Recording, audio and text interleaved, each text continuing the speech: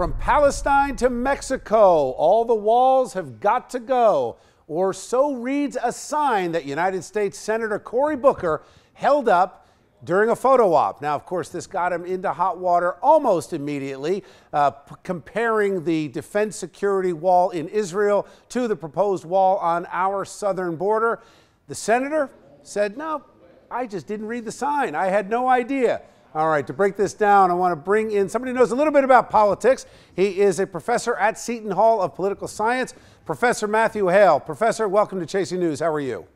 Good. Thanks for having me. So I have to ask you first, from a political analysis, is he the smartest politician ever to now have both sides saying, well, look, if he forgot, how mad could we be? Or do you think it was just a really dumb mistake?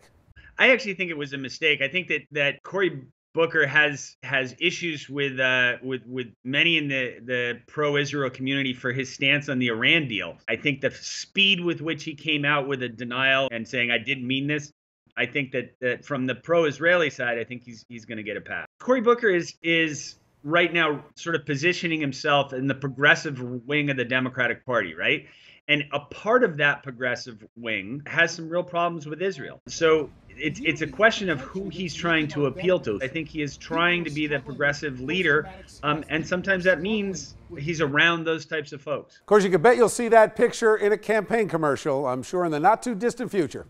I guarantee you it'll be in a campaign commercial sure of that. very, very soon. Thanks, Professor. Appreciate your time tonight. All right, before I bring in the A+ panel, I just want to make a note that we've reached out to Senator Booker's office, both email and phone, throughout the day today. We were hoping to get some additional comments beyond the statement that he already made. So far, we have not heard back. All right, let's bring back the A+ panel to break this down. Garland, I've got to ask you, is there any chance that Booker is being honest that he simply did not read the sign? I think it's possible, but likely, here's what I think that Cory Booker is kind of eyeing a run at the presidency in 2020, and he's looking at the numbers. The largest block for the first time in 2018, 2020 is going to be millennials, and if you look at the numbers of millennials regarding the Palestinians in Israel, it's shifting away from kind of unwavering, unquestionable support of Israel, and I think that's what it's about. So, Afia, how many millennials have any real concept? Some do, but generally speaking, about what's happening in Israel? Well, first of all, I think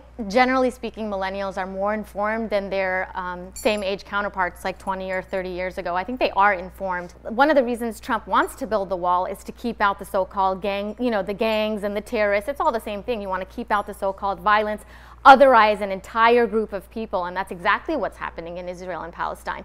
Otherize, interesting, but we're talking about either he has an agenda or he's an idiot. Which is it?